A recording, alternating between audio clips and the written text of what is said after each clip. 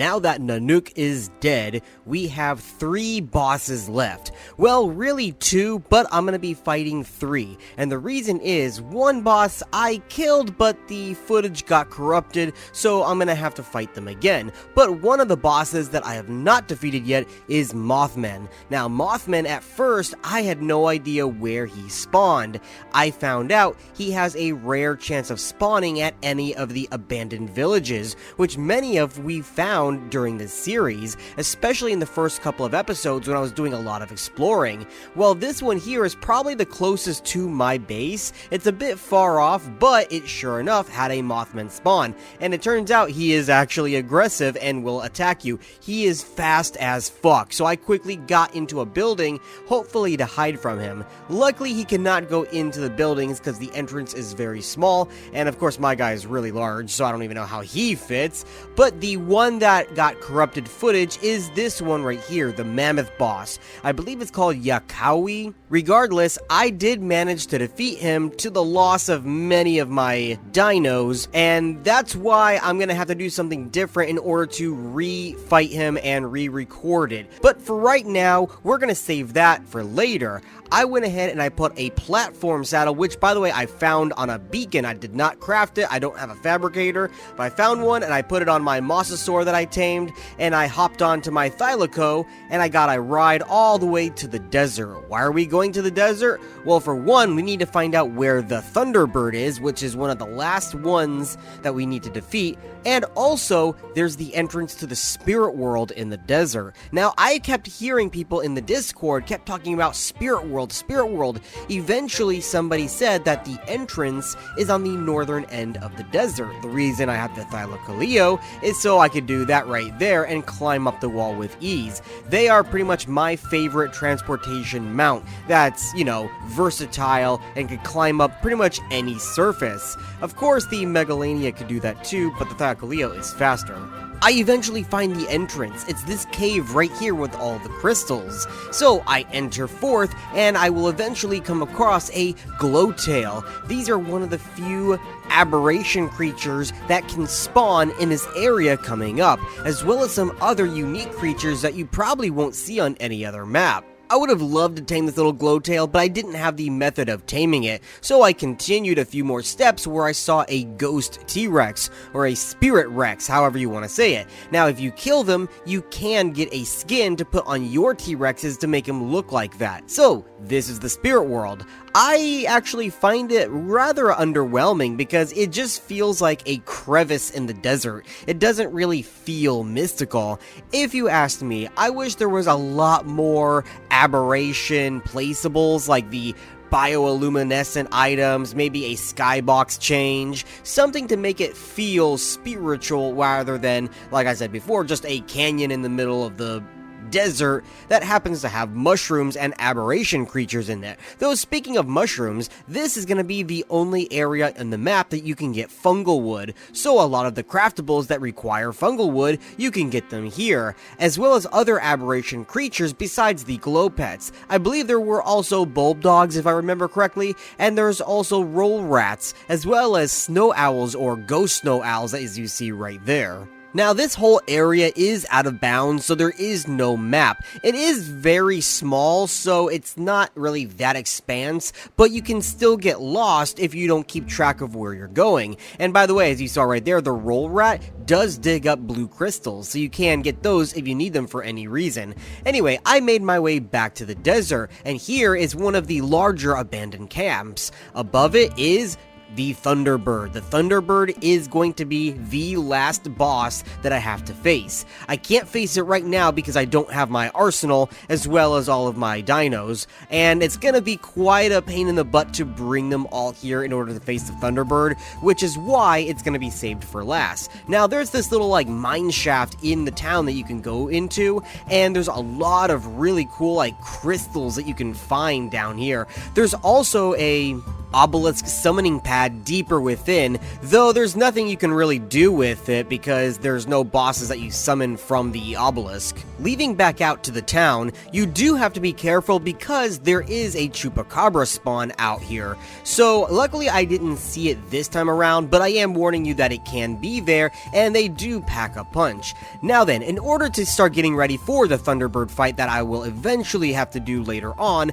I do want to tame up some Argentavis so I have something that can fly up and grab it. So right there I have an army of Argentavis. This will also come in handy for the Mothman fight that I do plan on doing this episode. I take them out and I start training them by basically just killing anything in sight. And while I was doing this little training montage, I found a new modded creature. You're gonna find a lot of new mods that I've added since the last episode, and this one right here is the Ikran from Avatar. You know, the blue alien Avatar, not Avatar the Last Airbender. Now, for obvious reasons, these are not called the Ikran. They named them the Drakars, or Drakaras. There are a different, varieties of them, and this one in particular is the Arctic one. They do pack a punch, because remember, I have almost all of my stats into melee and my health pool, and it was still hitting me for quite a bit of damage, including all of the bleeding it can do. Once I killed the first one, I got an up-close look at it, and it looks really freaking cool. I might have to tame one of these, but maybe not this playthrough.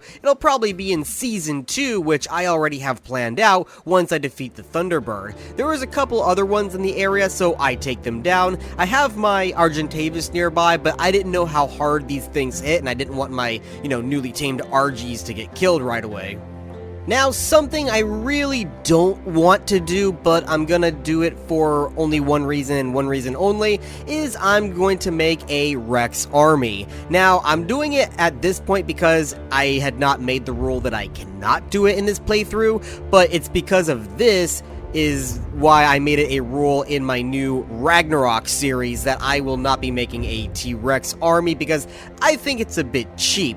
Now, the reason why I'm doing it here, other than the fact that I recorded this before my Ragnarok and you're just now seeing it, is because, as I said before, I lost the footage to the mammoth boss fight, and you saw the head. I clearly killed it, but I want to show you that I took it down. So with the second fight, I just kind of want to get it over with without expending more of the dinos that I still have left over. So, Army of Rexes it is, at least just for now. Besides, we're almost done anyway. And this crossbow that I have, this ascended crossbow that I found in, I don't remember if it was like a red or a purple, I think it was a red beacon that I found, it knocks out like T-Rexes in a couple of hits. It is amazing. And one of the T-Rexes, as you saw there, had babies, so I got a threefer. I got 3 for 1. So after I tamed my T-Rexes and put them back at home, I headed to the swamp. Now, you see me running, I do have my wolf nearby as a getaway mount because the Dinosuchus are no joke. If you mess up taming it, yeah, they can mess up your day. It also doesn't help that the little water scorpions, the Itrupids, I actually do not know how to say their name,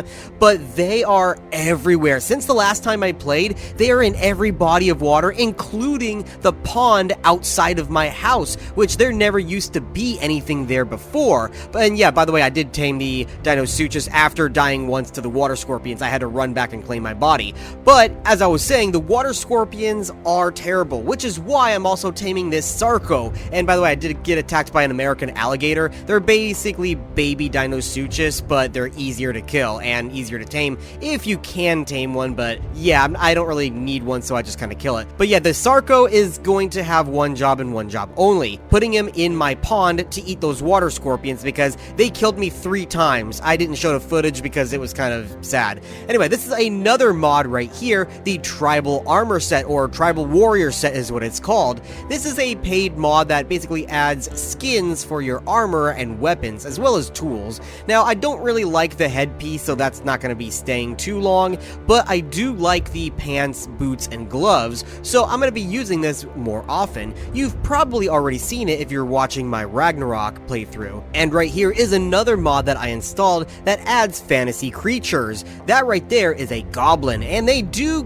pack a punch. They mostly spawn along the beaches, but I do find them in the tundras as well. They always spawn in packs. Now you can also find orcs, werewolves, and a bunch of other creatures like wargs, and some regular creatures as well, like a type of deer called the elven deer, which has a lot of HP. I don't even know how you can kill one normally. You can find boars as well, which are basically like the Deodons, but not as annoying, though they're still annoying. This one right here is another modded creature. I actually don't know what mod it's from. I just kind of started installing mods randomly, so I don't know what it's from. So after I went on a little bit of an excursion, I decided to do a little bit of role-playing, and I was fishing right there, catching up some of the new fish added from the Appalachian Denizens mod. By the way, since I last played also, a lot of the creatures of the Appalachian Denizens mod have been removed for the sake of it's going to be put into a different mod later on after they've been updated and fixed in various ways. So that's another reason why I am down on a lot of my tames, because they just kind of vanished on me and I don't know who's missing, so unfortunately there's going to be no tombstones for them. Anyway, I set my Sarco up to wander around my pond, and I gathered up my army of T-Rexes, my Argentavis, and some of the other creatures I recently tamed like the Dinosuchus in order to take on Yakawi, or however you pronounce it, the mammoth boss. The mammoth boss pretty much has about 1 million health, which is on the larger side, but it's relative to the other bosses of this map like Nanoh. Now, because I'm not fighting it solo by myself like Nanoh, I've got my army of Rexes. They can take down the mammoth. And here's another thing. So, as I said just now, the mammoth has the same amount of health as Nanoh. However, Nanoh, with almost the same setup, I had at least a couple of Rexes, a couple of Dinotherums, and whatever, he was able to take those out, like the entire army, no problem, because I tried twice and the same thing happened. With the mammoth, I was able to kill it without a lot of casualties this time around, so that tells me that it's easier than the bears. Once the mammoth was down, I grabbed my Argentavis and we headed to Mothman. Now, I just grabbed them for the time being because Mothman is a flyer, so I figured he would be up high and he would need a dino that could reach him, so that was why I brought only the Argentavis. Now, for some reason, only 4 of them, or 3 of them as you see there, are chasing Mothman. One of them got stuck somewhere, so I would have to retrieve them later. But another thing is that they fly up really high, and because Mothman is so fast, I am not really able to land any blows on him. I do land a couple every so often, but it's more luck than anything else. Now, when you do this, if you try to do it this way, that is, make sure your birds or whatever you use are on follow. That way, if they get too far, they can come back to you relatively easy. If they got too far, they would actually de-aggro and come back to me, bringing Mothman closer as well. Or if Mothman de-aggroed, the birds would fly back to me as well, as you see there. Now, this right here was about 20 minutes worth and nothing really happened, so I ended up bringing my Rex army to see if maybe that could help out. And as you see there, they are terrible for leading through the forest. I had to jump off of Gammoth and try to lead these 2 stragglers to the rest of the army. Once I managed to eventually get them there after like a half hour of hassling through the woods with my army, I had to find the Mothman. Luckily, they didn't go too far, and I managed to poke them to start the battle once again. I quickly ran to my Dinotherium because Mothman can hurt a lot if I'm not careful. Though something else that I noticed as well is, just like Nanoh and some of the other boss fights, multiple of Mothman spawn. I see 2 on my map, but luckily the male one is a little bit further away. The one that I had engaged with is the female one. That's just something to keep in mind if you do go boss hunting, because this is not the first time it's happened to me.